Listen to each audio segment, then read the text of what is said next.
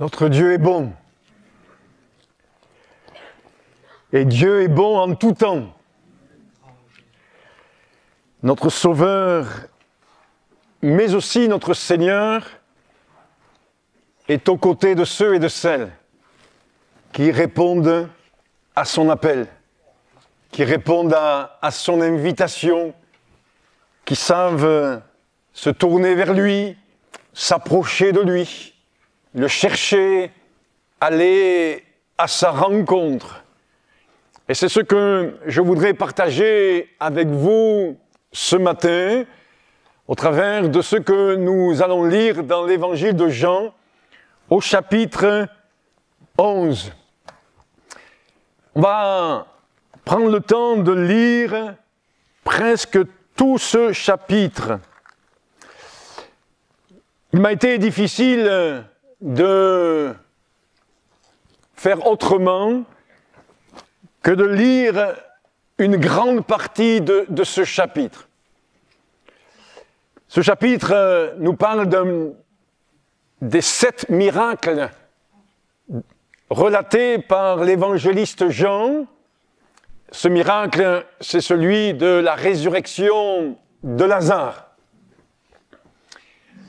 Et Jean va, au travers de ces 7 signes, de ces 7 miracles, apporter un enseignement, ou plutôt retranscrire un enseignement de Jésus-Christ en s'appuyant sur ces miracles. Jésus s'appuyant sur cette résurrection de Lazare pour enseigner et pour parler à ceux et celles qui veulent bien l'écouter.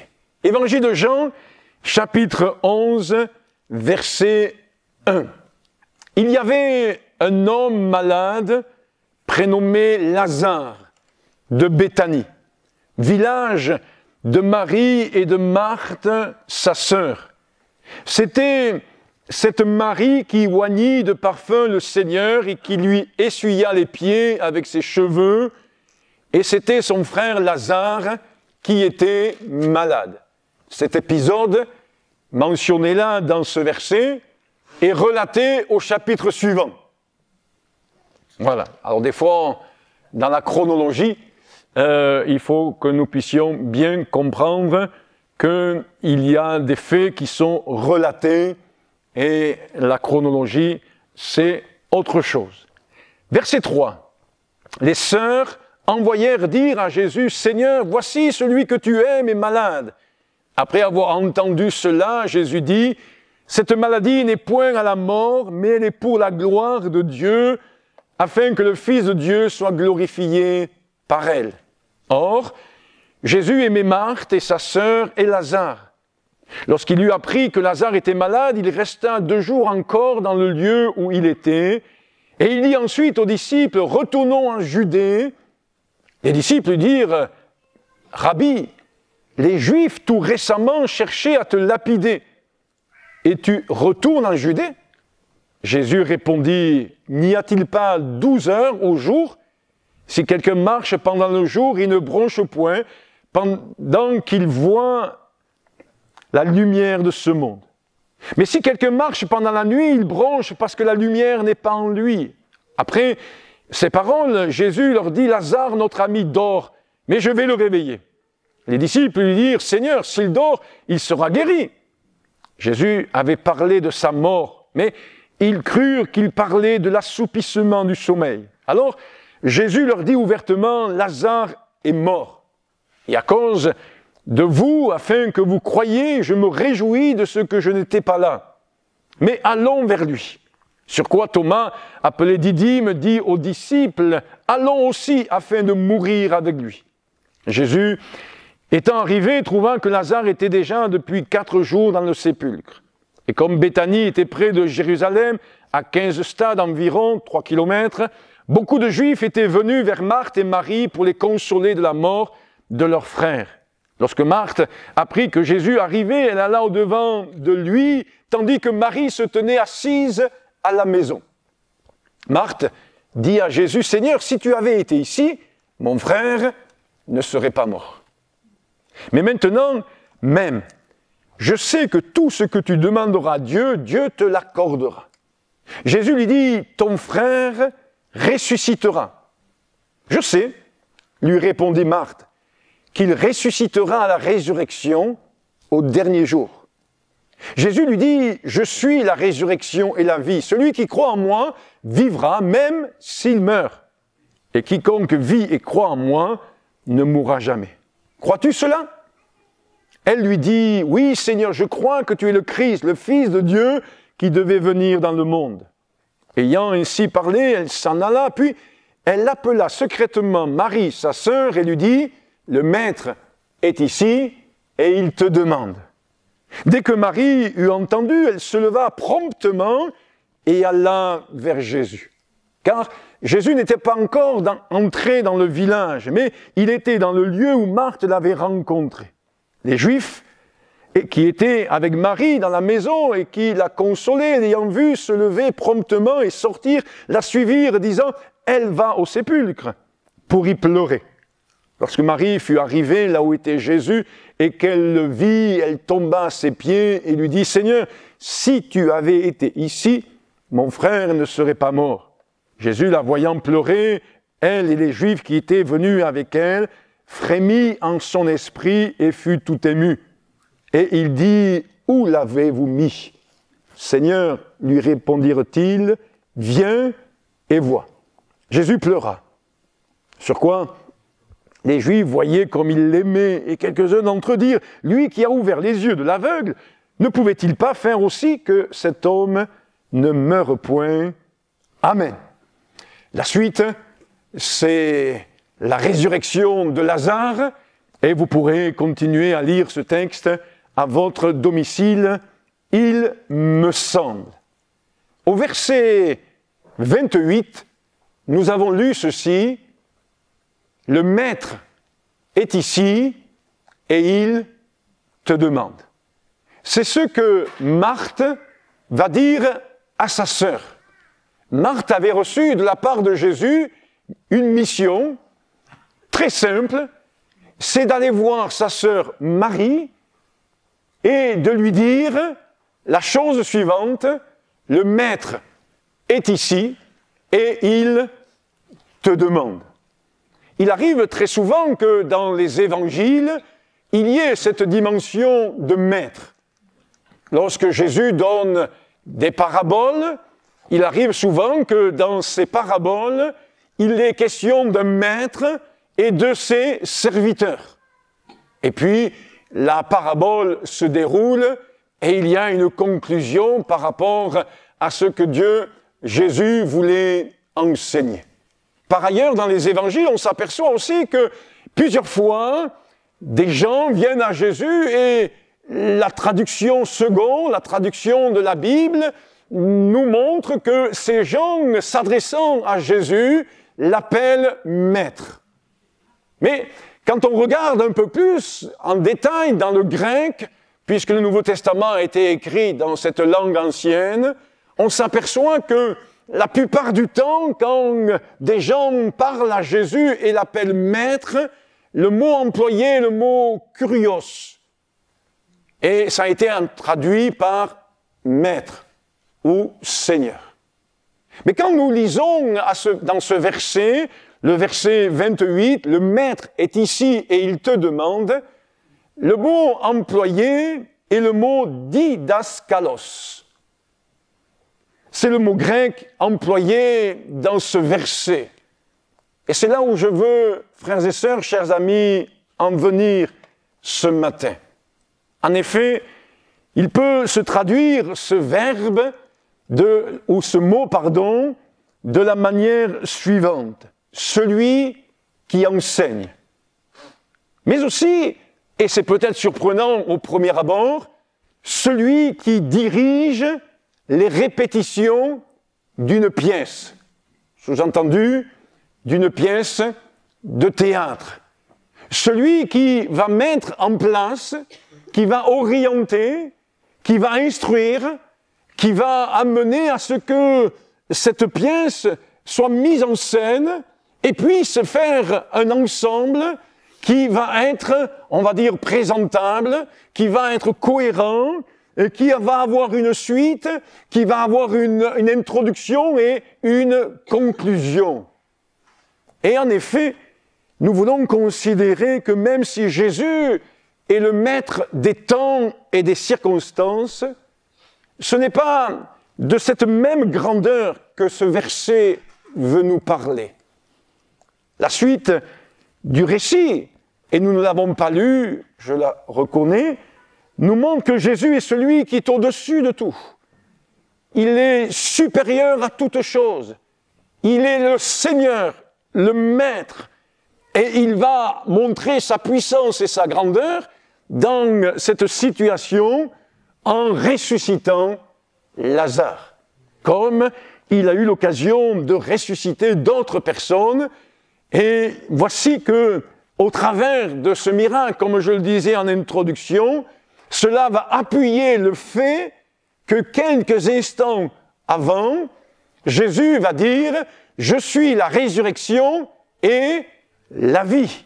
Celui qui croit en moi vivra, même s'il meurt. Et quiconque vit et croit en moi ne mourra jamais. » Et dans la lecture que nous avons pu faire tout à l'heure, il y a là bien cette particularité. Et Jésus joue un peu sur les mots, si vous me permettez de le dire de cette manière-là, puisqu'il dit « Lazare dort ». Les disciples comprennent qu'il est en sommeil, mais Jésus va dire non, il est mort. Parce que oui, quand nous sommes en Christ, et ce n'est pas là le but de la prédication ce matin, mais lorsque nous sommes en Christ et que notre cœur arrête de battre et que nous mourons physiquement, la Bible nous dit que nous dormons. Et lisez pour cela la première épître de Paul aux Thessaloniciens, entre autres, et il nous est bien dit ceci, que ceux qui, meurent en Christ, ceux qui dorment en Christ, et parce que notre corps retourne à la poussière, mais notre âme, elle est éternelle. Et cette âme, parce que nous sommes en Christ, entre dans cette dimension de paix, de repos céleste. Et nous aspirons à cela. C'est pourquoi, il y a quelques mois en arrière, lors d'un culte, j'avais intitulé le message « Vivement le ciel » pour pouvoir quitter toutes les vicissitudes, les souffrances et les difficultés de ce monde. Souffrance, douleur, larmes, que justement, Marthe et Marie rencontrent là. Devant la situation de leur frère, elles vont faire appel à Jésus. Et elles ne se sont pas trompées. Devant toutes les situations par lesquelles nous pouvons passer, le seul vers qui nous pouvons nous tourner, c'est Jésus. Il est vrai qu'on comprend par le texte qu'elles s'attendaient à un autre déroulement. Elles s'attendaient que Jésus vienne rapidement, que Jésus vienne avec précipitation. Peut-être. Mais non. Nous voyons que Jésus, le Maître, le Seigneur, agit autrement. Et c'est vrai que souvent, ce que Jésus veut nous enseigner encore ce matin, et c'est là le but du message, il veut nous enseigner qu'il sait conduire les choses. Il sait diriger les choses. On aime bien dire qu'il est au contrôle. Et nous voulons être instruits encore ce matin. Ce mot didaskalos, le maître, est ici et il te demande, c'est ce que Jésus veut faire auprès de Marthe et de Marie. C'est le but de cet évangile aussi de Jean, comme de la parole de Dieu, de nous enseigner, de nous instruire. Et ce signe, puisque c'est comme ça qu'on peut l'appeler, ce miracle, est un support à l'enseignement de Jésus. Et l'enseignement de Jésus, je vais passer rapidement, il est la résurrection et la vie. Ailleurs, dans ce même passage que nous avons lu, lorsqu'il est écrit le mot « Seigneur », ou maître, c'est le mot kurios dont je vous parlais tout à l'heure. Mais prenons en considération quelques instants le contexte. La situation dans laquelle se trouvent Marthe et Marie. Je cite. L'épreuve, c'est clair, il y a une épreuve. Le deuil, la mort de leur frère, après avoir fait appel à Jésus, avec tout ce que ça peut générer comme interrogation, comme incompréhension, et comme autres sentiments sur lesquels je ne m'attarde pas. Peut-être un questionnement par rapport au fait que Jésus a tardé et que la solution souhaitée n'est pas arrivée. Un lieu donc de souffrance. Leur frère est déjà dans le sépulcre et cela montre bien que ça y est, les choses sont terminées. Il n'y a pas de retour en arrière possible. Et puis nous sommes à Béthanie. Si vous regardez dans un dictionnaire biblique, vous allez vous apercevoir que Béthanie, ça signifie la maison de l'affligé, de l'affliction, voire même maison de tristesse. Alors, il y a aussi beaucoup plus autres informations, significations. Par exemple, ça signifie aussi maison de figues. Surprenant. Surprenant, mais on comprend quand on lit l'évangile de Marc au chapitre 11 qu'il devait y avoir des figues dans cette région. Et Jésus va vouloir se nourrir de figues. Et puis il va regarder l'arbre et il n'y en avait pas. Cela m'amène à dire rapidement et de poursuivre ensuite que c'était un endroit où il y avait de la stérilité. Il n'y avait pas une production, un lieu, j'ai noté, improductif. Un lieu aussi d'hostilité. C'est pas évident de vivre là. Et la preuve, c'est que lorsque Jésus dit à ses disciples « Retournons en Judée », verset 8, nous l'avons lu, les disciples lui disent « Rabbi », ce qui est un terme affectueux pour dire « maître ». Les Juifs, tout récemment, cherchaient à te lapider et tu retournes en Judée. Donc, un lieu d'hostilité, un lieu d'opposition, un lieu où l'évangile n'est pas le bienvenu, où le message de Christ n'est pas reçu avec enthousiasme. Bien au contraire, on a voulu précédemment lapider le Seigneur Jésus. Et pourtant, et j'aurais pu énumérer d'autres choses, dans ce lieu de souffrance et de tristesse, une phrase retentit. Et c'est là où je veux en venir pour chacun d'entre nous. Quelle que soit notre situation, le contexte dans lequel vous vivez, l'épreuve dans laquelle vous êtes, peut-être l'incompréhension, peut-être l'aveuglement, peut-être le doute, peut-être bien des souffrances, etc. Un peu, essayer de se projeter dans la situation de Marthe et de Marie et de comprendre que si Jésus a agi de cette manière-là avec Marthe et Marie, il veut agir aussi avec chacun d'entre nous. Pourquoi? Eh bien, c'est le but de cette phrase. Le Maître est ici. Et il te demande. C'est-à-dire, le maître, rappelez-vous ce que je disais tout à l'heure, celui qui enseigne, celui qui instruit, il te demande. En d'autres termes, il t'appelle. Et je disais en introduction tout à l'heure, notre Sauveur et Seigneur est aux côtés de ceux et de celles qui répondent à son appel. Et Marthe a appelé Marie. Il lui a demandé d'aller auprès du Maître. Et que Dieu fasse en sorte que cette phrase, le Maître est ici et il te demande, puisse nous amener les uns et les autres à nous sentir concernés aussi par cette même phrase. Il te demande de venir. Dans cette situation, Marthe invite Marie à aller vers celui qui enseigne.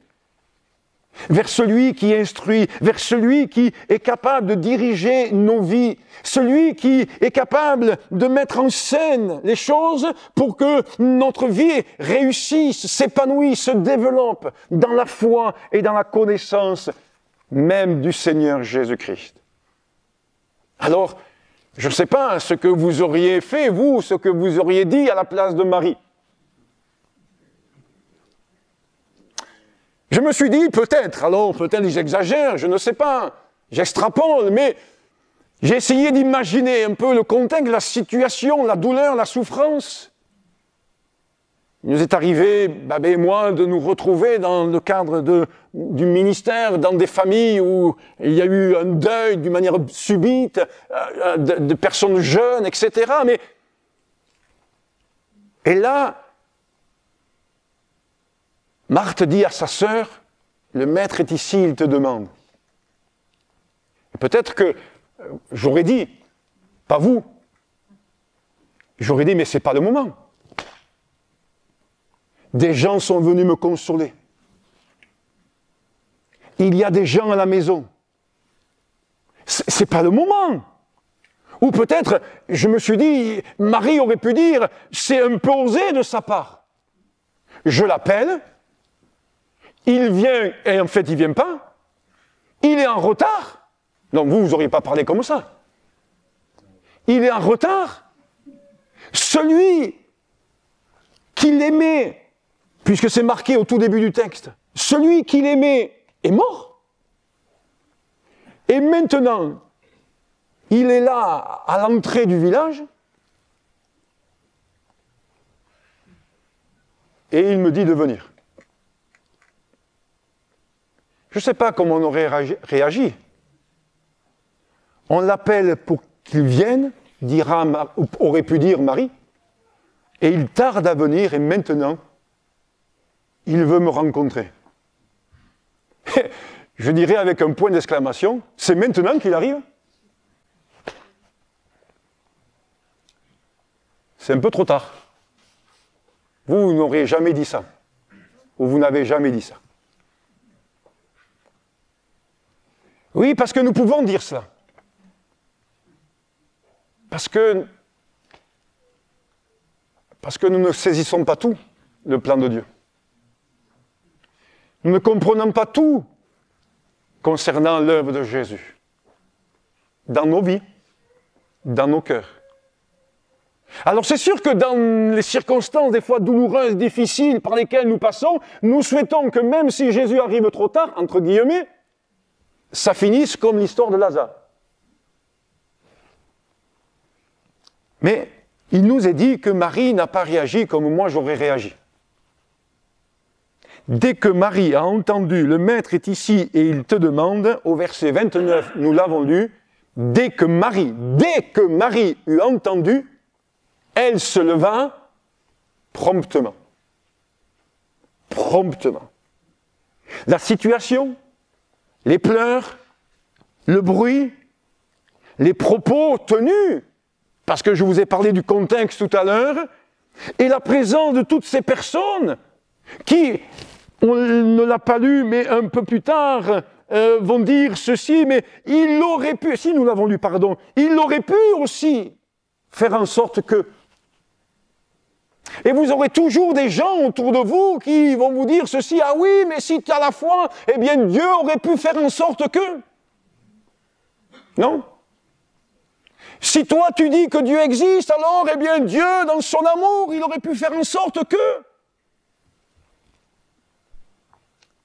Vous aurez toujours des gens qui seront comme ça. Il n'y a rien de nouveau sous le soleil. Et donc, dès que Marie a entendu cette invitation de Jésus, malgré tous ces bruits, malgré tout le contexte, rien ne l'a empêché d'entendre cet appel retentir. Et que Dieu fasse en sorte, je le dis avant de poursuivre, nous aussi, quel que soit le contexte dans lequel nous vivons, sur le plan familial, sur le plan peut-être de la santé, sur le plan social, sur le plan bien autre, nous devons toujours entendre la voix de Dieu. malgré le brouhaha de ce monde, malgré ces bruits qui montent dans notre monde, dans la société, malgré les paroles d'incrédulité, de doute, malgré tout ce qui peut se dire ici-bas, même des fois, parmi les proches, etc., nous devons toujours entendre la voix de Dieu qui nous dit ceci, le Maître est ici et il te demande. En d'autres termes, celui qui veut t'enseigner est toujours là. Même dans l'épreuve, même dans la souffrance, même dans les larmes, le Seigneur, et c'est là où je veux encore en venir ce matin, il veut nous enseigner. Au travers de l'épreuve par laquelle Marthe et Marie sont passées, Jésus les a enseignés. Et Marie s'est levée promptement. C'est mentionné au verset 29 et c'est mentionné aussi une deuxième fois au verset 31, sans hésitation. Sans hésitation, elle va se lever et aller rencontrer Jésus. Alors l'explication, nous pouvons la voir dans ce qui est révélé dans l'évangile de Luc au chapitre 10, lorsque Jésus est invité par Marthe à entrer dans la maison et que là, dans cette maison, Jésus commence à enseigner. Tiens, il enseigne. Et puis, comme c'est Marthe qui a ouvert la porte de la maison, et comme elle a le sens de l'accueil, de l'hospitalité, alors elle s'affaire. Et elle essaye de préparer quelque chose qui honore son invité. Mais Jésus va dire ceci, cette phrase assez connue, « Marthe, Marthe, tu t'inquiètes et tu t'agites, mais une seule chose est précieuse. Et Marie a choisi la bonne part. » Et je peux comprendre que si Marie se lève promptement comme cela pour aller voir le Maître qui est ici, c'est parce que Marie connaît Jésus. Comme Marthe, nous l'avons lu, connaît aussi bien le Seigneur Jésus. Et je donnerai un détail tout à l'heure. Sans hésitation, elle sait ce que c'est d'être au pied de Jésus. Cela permet d'être enseignée. Marie connaît Jésus. Marie a reçu l'enseignement de Jésus lorsqu'elle a choisi la bonne part. Elle s'est levée promptement. Et ça m'a rappelé un cantique. Et de temps en temps, j'aime faire mention de cantiques anciens. Et dans la 4e strophe de ce cantique, voici ce qu'il est dit.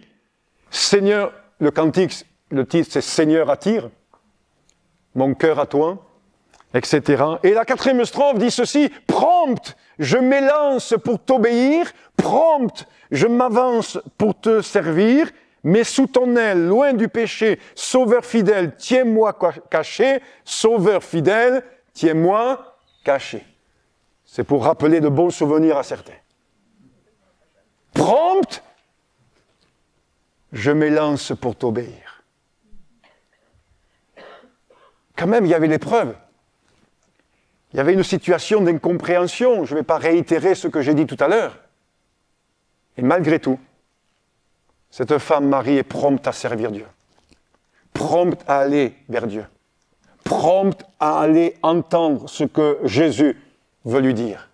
Prompte à encore être enseignée, même s'il y a là une situation délicate, difficile. N'est-ce pas au travers des preuves que le Seigneur souvent nous a parlé? N'est-ce pas au travers des larmes que nous avons pu venir à Dieu et chercher et trouver auprès de Dieu l'éclairage, le soutien, le secours? Dans une situation de misère, de souffrance, de maladie, peut-être de solitude, peut-être d'incompréhension, nous avons entendu l'appel de Jésus, nous avons compris que Jésus nous appelait à lui, et en nous approchant de Jésus, au travers, en lisant la Bible, au travers d'une prédication, en venant dans une réunion semblable à celle de ce matin, alors Jésus nous a enseigné, Jésus nous a instruits. On serait resté dans nos douleurs, on serait resté dans notre péché, on serait resté dans notre souffrance, on serait resté dans nos pourquoi, on serait resté dans nos interrogations, on serait resté en disant « Mais qu'est-ce que Jésus a bien pu faire ?» On n'aurait pas compris. On n'aurait pas été enseigné. Et on n'aurait pas grandi. Alors que le Seigneur veut nous faire grandir dans la foi et dans l'intimité avec lui. Elle alla vers lui. Je me suis posé cette question, vous allez me dire, tu t'en poses. Parce que quand même, on s'aperçoit que, j'imagine la chose, Marthe s'approche de Marie, il y a la foule, il nous est dit qu'il y avait du monde parce que c'était pas loin de Jérusalem. Et puis quand il y a un jeune qui meurt, aujourd'hui c'est le cas, vous avez plus de personnes à l'enterrement que quand c'est une personne des fois très âgée. Et donc il y avait du monde, et Marthe s'approche de Marie, et lui dit, le maître est ici. Et il te demande.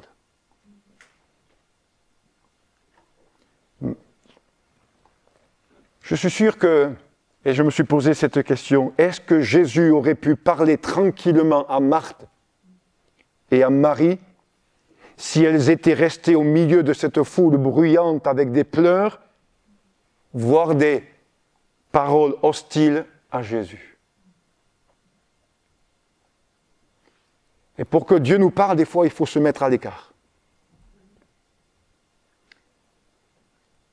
Il faut sortir.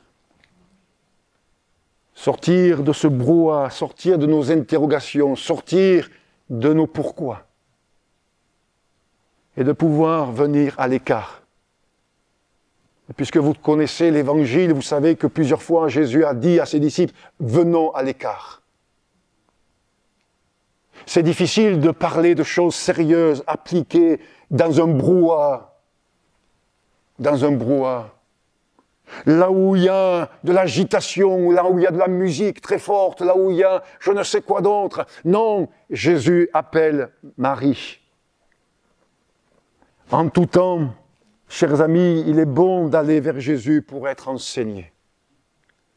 Et je le dis de cette manière-là, maintenant, je l'ai dit tout à l'heure, autrement, l'épreuve est une source d'enseignement quand on prend de la hauteur pour entendre la voix de Dieu. Quand on prend de la hauteur. Et seulement Jésus-Christ peut nous aider à prendre de la hauteur dans une dimension de foi, dans une dimension de compréhension, dans une ouverture d'esprit, dans un renouvellement de notre intelligence pour que nous puissions cerner que oui, cette épreuve, elle est source d'enseignement. Et qui dit source d'enseignement, dit source de croissance, de développement, de maturité, de délivrance, de bénédiction. Quelle grâce! L'ignorance n'est pas bonne. Et en ce qui concerne la foi, c'est la même chose. Et Dieu ne veut pas que nous restions dans l'ignorance. Alors, voici que cette femme, Marie, va entendre Jésus. Et elle va répondre à l'invitation. Le Maître est ici et il te demande. Oui, que nous puissions nous poser la question les uns et les autres, au-delà du contexte de Marthe et de Marie, qu'en est-il de chacun d'entre nous? Jésus, l'enseignant, permettez-moi de le dire comme ça ce matin, Jésus, l'enseignant, nous appelle à venir à lui, à venir à ses pieds, à venir à sa rencontre, afin que nous puissions être instruits. Nous ne pouvons pas nous laisser enseigner par qui que ce soit. C'est pourquoi je me permettrai de faire ce parallèle. Je le fais d'une manière modérée, puisque c'est le terme kurios qui est employé là dans l'évangile de Matthieu au chapitre 6 et au verset 24, où il est dit « Ceci, nul ne peut servir deux maîtres ». Et je me suis dit, oui, c'est vrai, quelque part. Au-delà de ce que peut dire dans un premier temps ce verset de Matthieu, je ne peux pas suivre deux sortes d'enseignements. Je ne peux pas suivre deux sortes d'instructions. je veux simplement suivre l'enseignement de Jésus-Christ. Et l'apôtre Paul le dira, prenons simplement l'exemple de la Sainte Seine, lorsqu'il enseignera les Corinthiens au sujet de la Sainte Seine, il va dire, eh bien, voici ce que j'ai reçu comme enseignement. Et que nous puissions, au-delà des circonstances par lesquelles nous pouvons passer les uns et les autres, entendre encore et toujours, je le répète, cette voix, le Maître est ici. Et il te demande. Il nous appelle, car il veut nous enseigner. Marthe et Marie connaissaient certaines choses. Et nous pouvons être émerveillés de voir ce qu'elles connaissaient déjà. Parce que nous l'avons lu tout à l'heure, et c'est dit à 2 reprises, il est dit ceci, que Marthe va dire « je sais ». On l'a lu au verset 22, on l'a lu aussi au verset 24. Voici que elle dit ceci, « je sais que tout ce que tu demanderas à Dieu, Dieu te l'accordera ». Formidable ça. Elle avait été enseignée, elle savait ces choses-là. Deuxièmement, au verset 23, elle va dire « oui, je sais », lui répondit Marthe, « qu'il ressuscitera à la résurrection au dernier jour ». Voici encore quelque chose qu'elle savait. Mais elle avait besoin encore d'apprendre. Et d'apprendre que Jésus est la résurrection et la vie, et que en Jésus-Christ, la mort est vaincue. C'est ce que l'apôtre Paul dira lorsqu'il parlera aux Corinthiens. Il dira « mais mort, où est ta victoire ? Christ a triomphé de la mort. » Et c'est la vie éternelle qu'il nous accorde. Et puis Marie aussi aura l'occasion de rencontrer Jésus. Et quelle bénédiction, quelle grâce. Au sujet de Marthe, excusez-moi de revenir sur elle, parce que j'ai omis de dire qu'au verset 27, elle va dire « oui Seigneur, je crois que tu es le Christ, le Fils de Dieu qui devait venir dans le monde. » Ils ne sont pas nombreux dans les évangiles à faire cette déclaration. Certes, il y a Pierre, et c'est là peut-être l'exemple le plus connu, mais voici que cette femme, Marthe, mais aussi Marie, savait que Christ, le Jésus qui était devant leurs yeux, ce maître, cet enseignant, j'allais dire ce professeur, c'était plus qu'un enseignant, c'était plus que ces pharisiens ou autres. Non, c'était plus qu'un prophète, c'était le Fils de Dieu, le Christ, le Sauveur, celui qui était annoncé dans l'Ancien Testament et qui était là dans ce monde pour apporter le salut et la vie éternelle. Quel enseignement! Vous comprenez pourquoi, lorsque Marie va entendre cette phrase, je ne vais pas la répéter sans cesse, elle va promptement y aller. Que nous ayons toujours cette soif, cette envie, en tant que nouveaux chrétiens ou anciens dans la foi, d'avoir toujours cette promptitude à se laisser enseigner, instruire, parce que l'enseignement amène de l'affermissement et de la solidité. Jésus, et je vais conclure avec cela, demeure un bon pédagogue, un bon enseignant en tout temps. Lisez avec moi, et ça sera le texte de conclusion, dans le psaume 66. Psaume 66, au travers de l'épreuve, au travers de cette situation de Marthe et Marie, elles ont été enseignées. Elles sont allées vers celui qui pouvait les éclairer et les enseigner. Psaume 66, nous lirons seulement à partir du verset 8. Peuple, bénissez notre Dieu, faites retentir sa louange. Psaume 66, verset 9, maintenant. Il a conservé la vie à notre âme. Et il n'a pas permis que notre pied chancelle.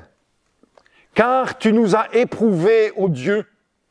Tu nous as fait passer au creuset comme l'argent. Tu nous as amenés dans le filet. Tu as mis sur nos reins un pesant fardeau. Tu as fait monter des hommes sur nos têtes. Nous avons passé par le feu et par l'eau, mais tu nous en as tirés pour nous donner l'abondance. Le psalmiste va décrire là l'épreuve au travers de différentes images. Le creuset est l'image de l'épreuve. Le feu est aussi une image de l'épreuve. L'eau, ici, est l'image de l'épreuve. Le filet aussi, dont il est question là, c'est l'épreuve. Et je vous laisse méditer, je pense que chacun en est apte et capable sur ces différentes images. Le creuset, le filet, le feu, l'eau. Et chacune de ces images a une spécificité qui nous parle des différents aspects de l'épreuve. Mais la conclusion est celle-ci, même si tu nous as fait passer par là, même si tu as permis cela, même si tu as permis cette circonstance, une chose est sûre, dit le psalmiste, tu nous en as tirés pour un but précis, pour un but bien précis, pour nous donner l'abondance. Et vous savez, parce que je le cite souvent, ce verset de Jean 10, verset 10, Jésus qui dit ceci, qu'il est venu pour donner la vie, et la vie en abondance. Mais nous, des fois, nous disons, ah, c'est super, tu viens, et puis allez, donne. Et non, parfois, le Seigneur ne fonctionne pas comme ça. Il nous fait passer par le creuset. Il nous fait passer par l'épreuve. Il nous fait passer par des moments où on s'interroge, mon Dieu, pourquoi m'as-tu abandonné? Et etc. Mais regardons à la finalité. La finalité de la situation de Marthe et de Marie, ça a été le fait que le Maître était là.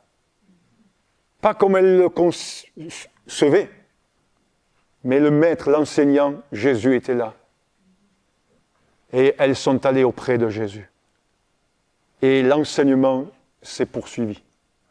Et elles ont continué à se laisser enseigner. Que ce soit le cas pour chacun d'entre nous, et que nous ayons, oui, en mémoire et en tête, que derrière l'épreuve, au bout du tunnel, tiens, pour employer une expression, au bout du tunnel, il y a un affermissement, il y a une solidité spirituelle, il y a une vie abondante, il y a une vie épanouie, il y a une vie qui ne cesse de grandir, de progresser pour la gloire de Dieu et pour le témoignage de Christ autour de nous. À Dieu soit la gloire et la louange. Vous voulez bien que nous puissions prier et demander au Seigneur son assistance. Tu l'as fait pour Marthe, tu l'as fait pour Marie, tu l'as fait pour bien d'autres. Et nous croyons, Seigneur, que tu vas aussi le faire pour chacun d'entre nous. Et si au milieu de nous, il y a là des frères, des sœurs, voire des amis qui passent par l'épreuve, qui passent par le creuset, qui passent par le feu, qui passent par l'eau, qui passent par le filet, Seigneur, je te prie que personne, personne, absolument personne ne se décourage. Personne ne se laisse troubler. Personne ne se laisse déstabiliser. Personne ne se laisse prendre par les mensonges du diable. Parce que c'est toi qui es au-dessus de tout. C'est toi le Seigneur, c'est toi l'Éternel. Et comme tu nous as permis, comme tu m'as permis de le partager avec l'auditoire, tu es le Maître, tu es l'enseignant, tu es celui qui instruit, tu es ce divin pédagogue. Tu es celui qui veut nous amener à saisir, à comprendre, à mûrir, à grandir, à sortir de l'ignorance. Seigneur, merci de nous aider en cela. Merci de nous aider d'aborder l'épreuve, la situation avec foi et de manière prompte de nous approcher de toi. Seigneur, sans hésitation, parce que ce sera bon, ça sera doux, ça sera bienfaisant, ça sera une source d'instruction. Oui, enseigne-nous, Seigneur, pas simplement à prier, mais enseigne-nous, Seigneur Jésus-Christ, tout ce qui est nécessaire pour que notre vie soit abondante, pour que notre vie soit épanouie. Seigneur, et si tu permets que nous passions par le creuset, par le filet, par le feu, par l'eau, Seigneur, nous croyons que tu vas nous aider à en sortir. Alléluia! Et tu ne permettras pas que notre pied chancelle. Tu ne permettras pas que nous tombions, Seigneur. Mais bien au contraire, tu vas nous soutenir pour la gloire de ton nom et pour notre croissance. Merci Jésus. Amen. Alléluia. Gloire à l'Éternel. Gloire à Jésus.